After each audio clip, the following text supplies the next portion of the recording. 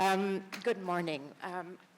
I'm delighted to open this spotlight session on blended finance and women's economic empowerment in Latin America and the Caribbean. I'm Stéphanie Emond. I'm the Chief Impact Officer at FinDev Canada.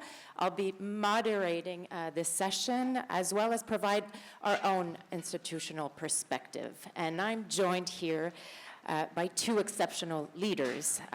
Carmen Correa, CEO of Mujer. She brings 30 years of experience in sustainable development across Latin America. She's led innovation and inclusive finance, entrepreneurship, and impact strategy. Most recently, she was recognized by Forbes as one of the 50 over 50 global change makers. And Jessica Villanueva, who is the regional lead for sustainable finance at WWF International. Jessica is an economist with deep expertise in microfinance, asset management, and multilateral institutions. She's born in the Peruvian Amazon and is passionate about the intersection of gender, climate, and conservation finance. So to set the stage for a conversation today, I'll begin by sharing FinDev Canada's perspective, our experience in blended finance and gender lens investing, and what we're learning from our portfolio. So we are Canada's bilateral development finance institution.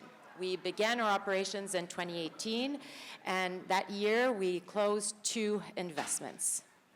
By 2019, we had 9 transactions, and since then, our portfolio has grown 17-fold. Our balance sheet has tripled since 2022 and doubled since 2023. That's with our core capital. But we also manage 2 concessional finance facilities provided by our ultimate shareholder, the Government of Canada. A $75 million facility focused on closing market gaps for gender lens investing, and most recently, a $700 million envelope, the largest amongst bilateral DFIs, designed to crowd in private capital. We also have a $20 million technical assistance facility. So one of our first 2 investments from 2018, using our core capital, was an equity investment in Climate Investor One. Many of you will know this pioneer blended finance vehicle designed to accelerate the development, construction, and operation of renewable energy projects. Climate Investor One now has 14 projects dispersed, with 6 that are generating power. So at a time of our investments in 2018, gender equality was not part of the fund manager's strategy. But they really showed a genuine interest in understanding how gender could be integrated into their investment processes. Since then, Climate Investor One has moved from that initial awareness of understanding the gender opportunity to fully mainstreaming it across its operations. They've really demonstrated that climate-focused blended finance structures can also evolve and fully integrate gender impact and gender opportunity. And in their case, they leverage existing business-driven tools that are really practical and easy to implement, namely in their case, the Women's Empowerment Principles tools. So since that first investment in a blended fund in 2018, we participated in others as LPs, but we've also evolved to also contribute to structuring them.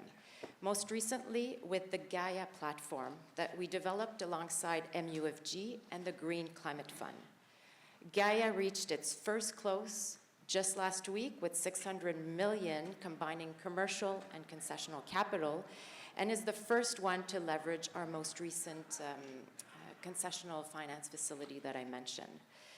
The climate adaptation and mitigation projects that Gaia will finance aim to benefit more than 19 million people in emerging economies, including with an important focus in LDCs and small island development states.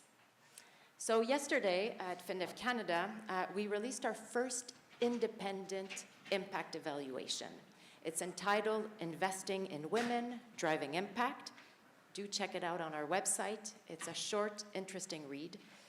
And the evaluation reviewed 30 investments that we made between 2018 and 2023, including Climate Investor One. And it assessed the gender outcomes that our investor approach are delivering. And the evaluation found a few key things. Gender impact is strongest when women are represented in management teams. Also, when senior leadership champions equality. Also, when systems at organizations track gender disaggregated outcomes. And importantly, when gender is clearly tied to a business case. Astrid from EBRD made that link very clearly earlier. And as importantly, it found that gender lens investing creates value. Value in terms of financial performance, so value for businesses, for investors, as well as for people and communities. So for us, the lesson is really clear. When gender is embedded in investment design, it really strengthens financial performance, it increases resilience, and it really deepens development outcomes. So that's the kind of blended finance that we need to see more of.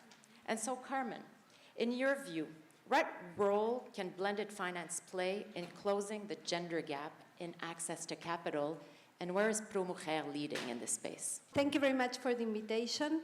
Basically, blended finance can and should be a transformative tool to close the gender gap in access to capital in Latin America. But, and there is always a but, and I may be a little bit controversial here, we need to evolve from being risk-averse to basically being truly catalytic. Because let's be honest, today, at least in Latin America, and I won't go beyond Latin America, at least in Latin America, most of the capital flowing through blended structures remains concentrated in low-risk environments, in low-risk investments. So we have layers and layers of guarantees. We have compliance requirements that are very difficult to comply with. So that in reality, what means and what happens is that prevents the funds to actually reach those who really need the funds the most. So the blended finance ecosystem, as it stands today in Latin America, often rewards, and let's be honest here, often rewards caution rather than impact. So if we really want to foster innovation, if we really want to innovate, and we want to basically scale inclusive finance for women, we need to take more risk. We need that capital willing to take more risk.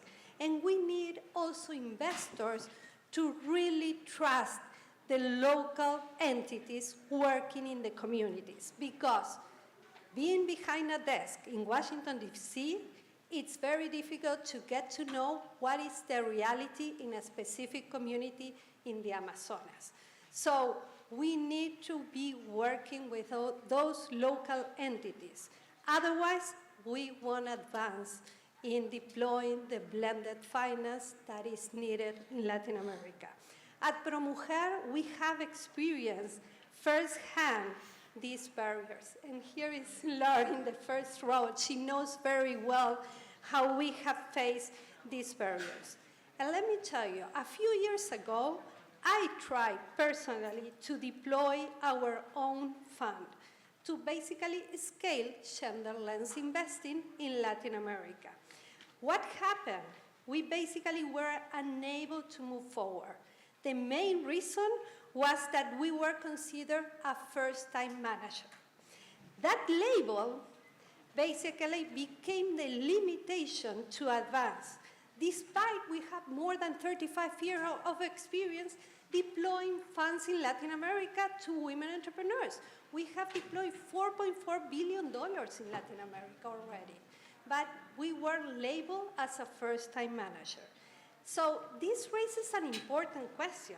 How can we expect to innovate if we don't support the emergence of new and diverse fund managers? In the traditional venture capital sector that you probably know very well, first-time managers are often the ones that are encouraged, are supported. That is not yet what happens in the impact investment sector. The system still penalizes them. So look at what happened in Africa, for example. We have tons of millions of dollars being deployed in Africa. But there, basically, the investors were willing to take the risk, those initial risks. That is what needs to take place in Latin America. We need a change in mindset. We need to trust, we need to collaborate, and it was said before by Alex. Basically, we need to trust, we need to collaborate, and we need boldness. If we want blended finance to fulfill its purpose in Latin America, we must rethink how we support new players and how we support local leaders. We need to cultivate trust, we need to cultivate collaboration, we don't need more bureaucracy, and we don't need over-regulation. At ProMujer, we have seen what's possible when that happens. Basically, through instruments like the gender bonds we issue in Argentina, and through hybrid mechanisms that combine philanthropic, concessional, and commercial capital, we have proven that basically you can deliver traceable social impact and competitive returns at the same time. So my message here is very simple, and I'm sorry if I'm not so polite, but investors don't create value filling out forms. You create value, and you know this. You create value when you allocate the capital wisely and when you generate that capital to generate an impact, and basically it's invested with purpose. So we are ready as a region. The organizations are ready. The ecosystem is ready. The capital is not. I ask you when it's going to be ready for that. Thank you, Carmen. More risk, calculated risk, partnership with trusted, capable, experienced local partners. Jessica, turning to you. How does WWF integrate gender equality into your sustainable finance work? And what role does nature-linked investments, in your view, and blended finance play to advance both environment protection and gender equality? Thank you, and well said, Carmen. We are ready. And feliz décimo aniversario a Convergence. Happy 10-year anniversary to Convergence. At WWF, we work at the intersection of climate, nature, and people. And we see finance as a key lever to influence sustainable outcomes. In Latin America and the Caribbean, where nearly 20% of employment depends on ecosystem services, 42 million are indigenous peoples living and managing key territories like the Amazon, the Pantanal, the Mesoamerican Reef, the Maya Forest, etc. And 12% of economic value comes from sectors highly dependent on nature. Our sustainable finance work focuses on closing nature and social gaps while protecting ecosystems and strengthening resilience. Nature loss is a systemic risk, is a financial risk. And we believe that the financial industry, all of you here, have the scale, the innovation, and the influence to reverse nature loss and secure a resilient future for all. Our sustainable finance vision at WWF is to realize an equitable, net zero, nature positive regional economy by encouraging the financial sector to green finance and finance green. And gender equality and social inclusion is a cross-cutting theme when implementing this dual approach. Greening finance, better integrating social and environmental risks and opportunities into regulations, frameworks, and policies, practices that dictate how the financial institutions in the region operate.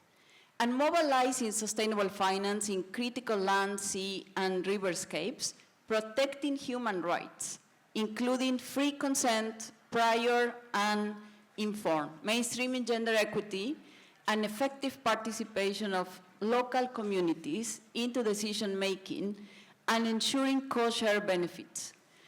We use blended finance structures to amplify impact, crowding in private investment in those naturescapes.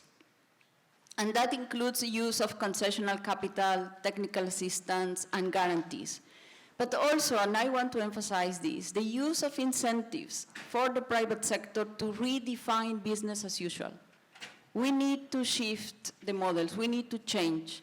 And we are helping at WWF to identify, implement, and scale new financial instruments for nature-based solutions in those critical nature escapes. And we do that also engaging with local organizations on that they are helping us on addressing discriminatory gender norms that can lead to unequal gender representation in positions of power and the decision-making spaces for the very natural resources they disproportionately rely on for their own livelihoods and well-being. Thank you, Jessica. Final round, rapid fire, if we can.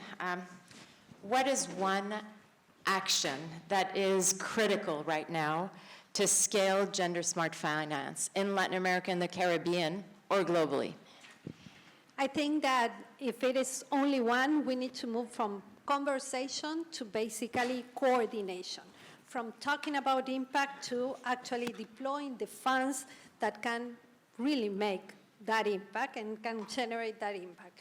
Here, we have a great network. We have DFIs, investors, philanthropic foundations, social enterprises.